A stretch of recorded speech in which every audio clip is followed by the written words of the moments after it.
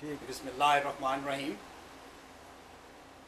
मेरे प्यारे अहमदी भाइयों, बहनों, बुज़ुर्गों, अस्सलामु अलैकुम वरहमतुल्लाहि वबरकातुहू। अहमदिया गज़ट की जानिब से एक नया तरतीबवार प्रोग्राम शुरू किया जा रहा है। इसके लिए हमने एक अलहदा चैनल यूट्यूब पर बनाया है। इस चैनल पर हम इंशाअल्लाह ताला आपके सामने जमात अहमदिया के बातिल अकायद पर तफसीलात से गुफ्तगू करवाएंगे। इस सिलसिले में हमने बाज़ शख्सियात से राब्ता कायम किया है और उन्होंने हमारी इस तजवीज़ को मंजूर फरमाकर हमें मौका दिया है कि हम उनकी गुफ्तगू मुख्तलिफ मौज़ूआत पर करवा के आपके सामने पेश करें। इससे जमात के बातिल अकायद, जमात की खिलाफत और दूसरे मौज़ूआत पर बातचीत होगी।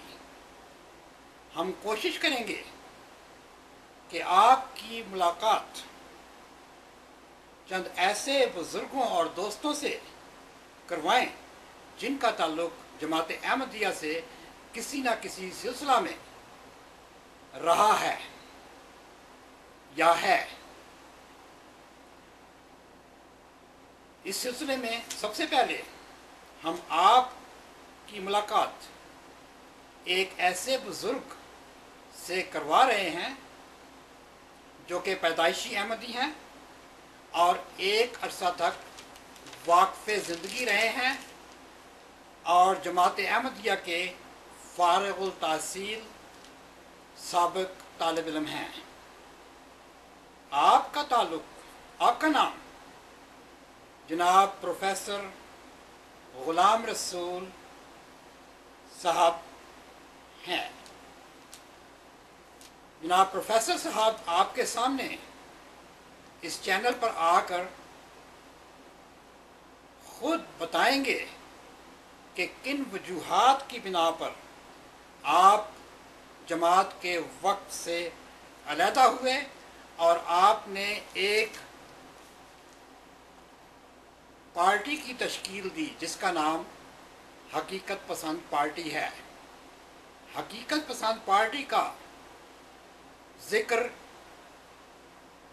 जमात अहमदिया की तारीख़ अहमदियत जिल्द 19 में बहुत है।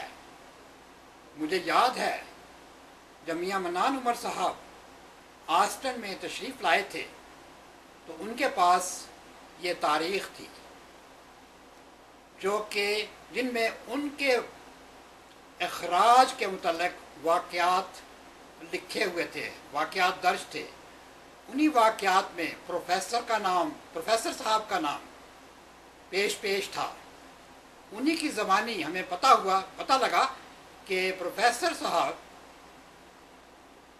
जनाब ग़ुलाम रसूल साहब ये उस फितना जिसको ये फितना कहा गया, जमात में एक तहरीक उठी जिसको ये फितना खिलाफत कहते हैं, उसमें इन्होंने भरपूर हिस्सा लिया। प्रोफेसर साहब से हम आज पूछेंगे कि वो कौन से हक़ाइक़ थे, वो क्या वजूहात थी जिनकी बना पर आप अपना वक्फ छोड़ने पर मजबूर हो गए। आप खिलाफत से जो आपकी वाबस्तगी थी आप उससे दूर हो गए। मैं इन बुज़ुर्ग हस्ती को आपके सामने लाता हूँ। मैं सबसे पहले प्रोफेसर साहब का इंतहाई मशकूर हूँ कि आपने बड़ी मेहनत से और बड़ी सोबतें उठाकर एक लंबा सफ़र कैलिफोर्निया से आस्टन टेक्सास का किया। ये फ़ासला तकरीबन 1800 मील का बनता है। आप इस उम्र में बड़ी हिम्मत के साथ ہمارے پاس تشریف لائے، ہماری دعوت کو قبول کیا. ہم احمدیہ گزٹ کی طرف سے ان کے بہت مشکور ہیں. انشاءاللہ پروفیسر صاحب اس گفتگو میں ہمیں پوری تفصیل سے وہ واقعات بتائیں گے کہ وہ کیا وجوہات تھیں جن کی بنا پر آپ کو حقیقت پسند پارٹی کی بنیاد رکھنا پڑی، اور حقیقت پسند کے وہ کیا ایکٹیویٹیز تھیں، وہ خلیفہ ثانی کے خلاف کیا ایکٹیویٹیز تھیں، کیوں وہ کی گئیں، وہ از خود یہ بیان فرمائیں گے. میں مائک پروفیسر صاحب کی خدمت میں پیش کرتا ہوں. پروفیسر صاحب. بسم اللہ الرحمن الرحیم. سب سے پہلے میں احمدیہ گزٹ کے ممبران کا شکریہ ادا کرتا ہوں کہ انہوں نے مجھے اس فورم پر گفتگو کرنے کے لیے بلایا، اور میں اس اپنے بڑھاپے میں اور عمر رسیدگی کے باوجود ان کی دعوت کو قبول کیا، اور میں نے یہ اپنے لیے سعادت سمجھی کہ میں جماعت احمدیہ کے لوگوں کے سامنے وہ حقائق بیان کروں جس کی بنا پر 1956 میں ایک فتنہ قائم ہوا، فتنہ کا برپا کیا گیا، جس کی بنا پر ایک خلیفہ صاحب نے ساری جماعت سے اثر نو بیعت لی تھی. اس فتنے کی اہمیت اس سے اندازہ کر لیجئے کہ خلیفہ صاحب نے ساری دنیا کے احمدیوں سے یہ کہا کہ وہ اثر نو بیعت کریں. اتنی سنگینی کیوں آئی اور وہ کیا وجوہات تھی جس کی بنا پر یہ بات ہوئی تھی؟ تو میں ان گزٹ کا احمدیہ کا شکریہ پھر ادا کرتا ہوں اور اپنے خیالات کا اظہار کرتا ہوں. سب سے پہلے میں جماعت احمدیہ کے افراد سے یہ کہوں گا کہ جب بھی کوئی آدمی جماعت احمدیہ کا مخالف ہوتا ہے تو خلیفہ صاحب بڑی ہوشیاری کے ساتھ، چلاکی کے ساتھ اس کی کردار کشی کرنا شروع کر دیتے اور اس کو منافق کہہ دیتے. جماعت احمدیہ کو معلوم افراد کو جو پرانے آدمی ہیں ان کو معلوم ہوگا کہ مجھے عبداللہ بن ابی سلول کا لقب دیا گیا تھا خلیفہ کی طرف سے. یہ عبداللہ بن ابی سلول وہ شخص ہے جس نے رسول کریم صلی اللہ علیہ وسلم کے دور میں منافقت کا آغاز کیا تھا اور رئیس المنافقین تھا. مجھے بھی رئیس المنافقین قرار دیا گیا.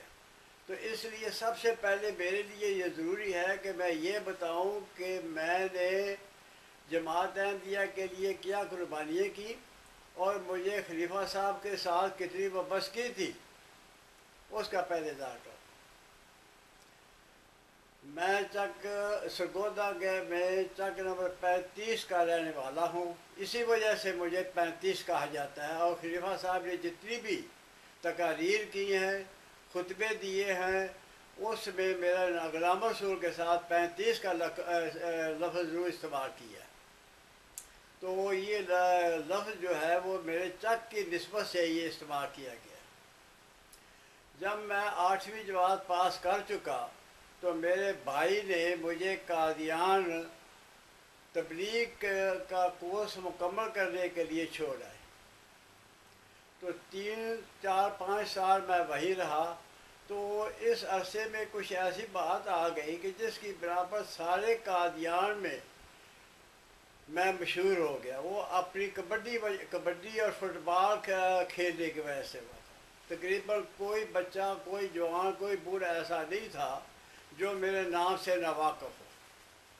بہرحال اس کے ساتھ ساتھ میں یہ بھی عرض کر دوں کہ اگر میں کھلاڑی تھا تو اس کے جو مدرسہ احمدیہ میں ان طالب علموں میں بھی شمار ہوتا تھا جو ظہیر اور لائق ہوتے تھے. تو اس کے ضمن میں یہ بھی بات عرض کر دوں کہ ایک دفعہ مضمون نویسی کا مقابلہ ہوا